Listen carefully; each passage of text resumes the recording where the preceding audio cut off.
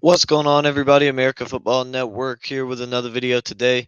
And today we're bringing you guys our preview of the SEC Championship coming up this Saturday between the Alabama Crimson Tide and the Georgia Bulldogs. But before we get started, make sure you guys like and subscribe. Comment those scores down below in the comment section. Also, check out the description for links to our podcast, our website, and our patron page, as well as the College Football Roundup channel that we do with the football expert. Also, look down there for some tagged products from our shop. You can also find the shop link in the description. Check out some of those products. We got some nice deals over there running. But also help me reach that goal of 1,100 subscribers by the end of November. We're about 15 away. So let's get going on that. But let's go ahead and jump in to today's video. So, got Alabama versus Georgia. Georgia comes in as a 6 point favorite in this game against Alabama. This game will be this Saturday, December 2nd. It'll be at, I believe, the 4 o'clock game on CBS. Um, but Alabama comes into this game 11-1 on the year, 8-0 in the SEC. Georgia comes in 12-0 on the year, 8-0 in the SEC. So these have been two very good teams so far this season. They've played in some big games. They've won a lot of big games. You look at Alabama, they lost week 2 to Texas 34-24 at home, but they've been perfect since then. Beat Ole Miss at home, number 15 in the country at the time, 24-10. Beat number 17 Tennessee at home, 34 to 20. Beat number 14 LSU at home, 42-28. And I do find it a little bit concerning that they've had all these big games at home, and now they got to go to Georgia, and or not to Georgia, but in the SEC championship to Atlanta. So I guess technically to Georgia, but not to Athens. But it's probably going to be a pretty even crowd, but Georgia fans are going to be there and they're going to be loud, and it's definitely going to be as close to a road environment as Alabama's faced against a good team this season. Now I get like they did have to go to Auburn and escape 27-24. Um, but Auburn's not a good team. That's just a big game because it's a rivalry. You look at they went on the road to Kentucky. Kentucky's not a good team. Texas A&M on the road, they're not a good team. Mississippi State on the road, they're not a good team. South Florida on the road, they're not a good team yet. They looked great when they played Alabama. They were tied at 3 going into the half, and Alabama only won 17-3. Um, and so it's just been a crazy season for Alabama because you look at the scores. They beat Ole Miss 24-10 coming off a week where they barely beat South Florida. And then they go kill Mississippi State on the road. But then they play a bad A&M team. They only win 26-20. They somehow survive Arkansas at home 24-21, who's very bad. They're down 20-7 against Tennessee at halftime. They come back to win that one 34-20. They're tied 28-28 with LSU until Dallas Turner knocks Jaden Daniels out, which he's made a habit of doing.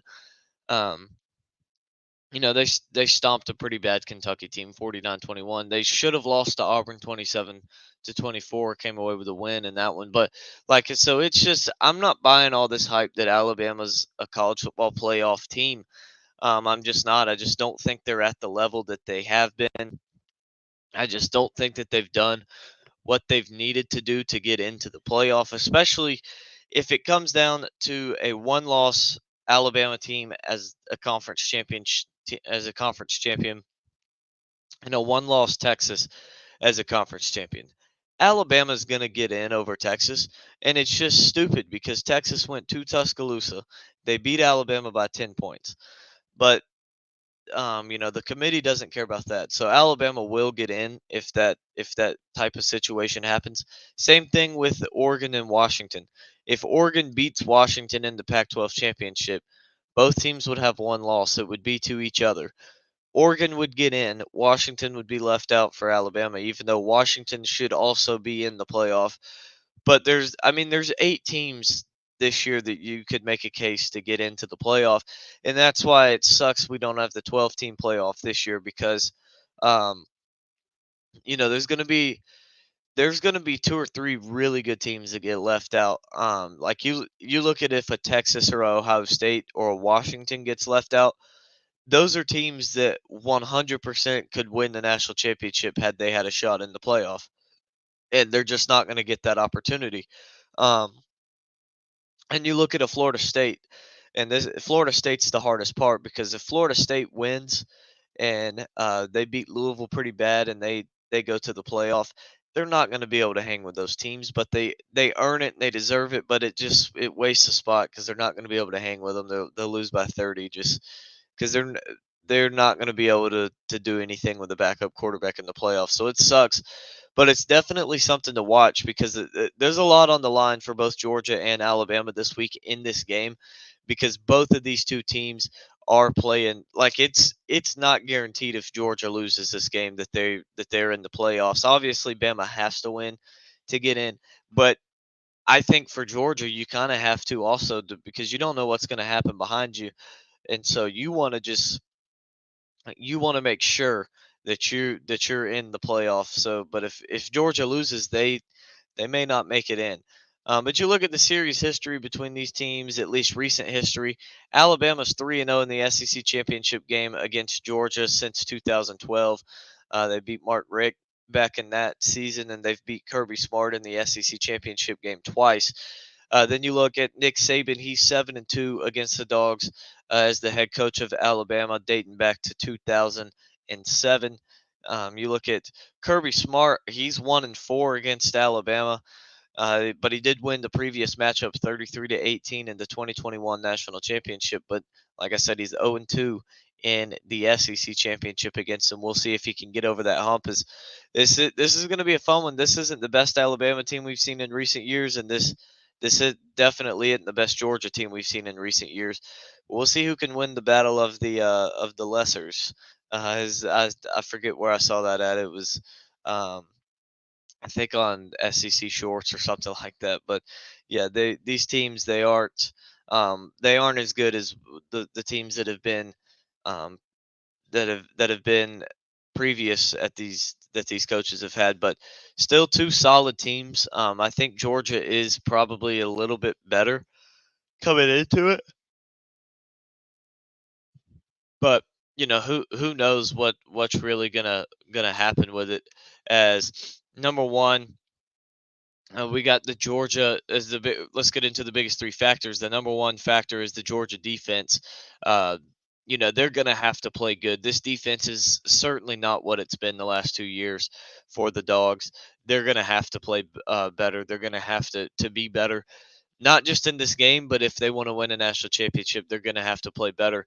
Um, you look at them, they allowed 363 yards to Georgia Tech, 205 yards on the ground with 4.7 yards per carry. Alabama's been running the ball well recently. And you look at Georgia as well, they've also allowed 350 plus yards in three of their last four games. So, not great. They're going to have to step that up because Milrow and this Alabama offense, they've been clicking here recently. And so, he's been keeping them in every game, so they got to find a way to limit him and shut him and contain him. And I think all that starts with stopping the run. Um, Alabama's they've got a better run defense, or excuse me, rushing offense than Georgia Tech does.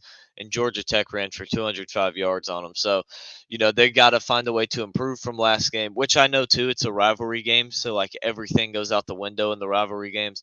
But still, point stands.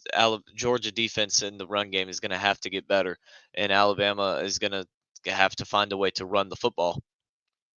Number two factor for me is Jalen Milrow. I think that he's been a stud for him. He's really been about the only thing keeping this team alive, and him in that defense. And so I think that Milrow is going to have to he's going to have another magical game like he did against LSU. He's going to have to play his tail off and just keep them in the game. And he's going to have to win the game for them also. Like they just don't have any other guys around him that can do it. He's going to have to go out there and win the game and carry this offense. He's going to have to carry the run game. He's going to have to carry just the leadership, all that stuff. but he's definitely capable of it. He's done it in previous games. Now, obviously, not against competition like they're going to get in Georgia, but he has done it, and he's going to have to do it again, and he's going to have to rise to the occasion and step it up here. And so we'll see if he's able to do that. But then number three for me is the Alabama run defense. Alabama has allowed 200 plus rush yards in two of the last three games. That one not including Chattanooga because that's just it doesn't count. But allowing 200 plus rush yards in two of the last three games, that's not good. Auburn last week ran for 244 yards on them. So if you allow this Georgia offense to run for 200 something yards, and then you give Carson Beck, and now you got a healthier Brock Bowers. He's back and more healthy than he's been. You look at Lad McConkey. He's been playing well. He still doesn't seem fully 100%, but he's definitely getting a lot more healthy than he's been. Um, Carson Beck, he's getting more of a role in this offense. They're going to him a lot more earlier in the game, and he's been looking great. His confidence has been up. He's been lighting defenses up. So, um, for Alabama, you got to stop the run for Georgia, make them one dimensional, put the game on Carson Beck.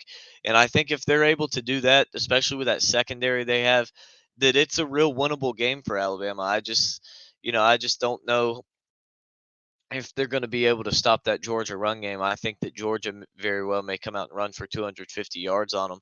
And if they do that, then they're in some trouble because then Alabama's in some trouble because then that gives Beck one-on-one coverage on the outside, and he's going to find guys and make throws. Um, it just shred your defense. But it's definitely going to be a highly competitive game, a highly entertaining game. But let's get to my score prediction for this one. So Georgia comes in favored by 6 points, but I'm taking Alabama in the upset. Give me the Tide 31-27. I think they upset the Dogs. I just haven't been impressed with how Georgia's played all season long. They've played a lot of close games. I will say, though, whenever it comes time to play a big game, a big team, they just stomp them, but they haven't played a team like Alabama this season. Um, Missouri's probably the closest there is to it, and I mean they only beat Missouri by 9. So and that was at Georgia. So, had that game been at Missouri, might have been different. But I think that they're going to struggle with a team like Alabama. I still think it's very possible Georgia wins the game, but I think this is going to be a close, highly competitive game. And I think at the end, Saban just outcoaches Kirby Smart. He gets him, kind of like he did in the national championship game against Clemson when Saban was. Let's see, they were down. They had just scored a touchdown to go up, and they kick an onside kick and they get it. Surprise Clemson, then they go down and score again, and now they've got their foot on the gas. They're in position. They've got all the control, and maybe Saban pulls something like that. But I think Georgia's going to have a hard time stopping Milroe, and I think Alabama's going to have a hard time stopping Carson Beck and that Georgia offense. But I just feel that Milroe will take Alabama down the field and win it at the end of the game. And so that's what I think will happen. But it's going to be a tough one. It's going to be a dogfight for sure. It's going to be a fun game, and who knows, Georgia could come out and win this game by 20 points. Who knows? But it's going to be a fun one. That's what I think happens. I think Bama covers and actually wins the game. But yeah, it's going to be a fun one. Definitely don't want to miss that one. Stay tuned for it. But that wraps up today's video. Make sure you guys like and subscribe. Help me reach 1,100 by the end of November. Appreciate all of you guys tuning in today, and we'll see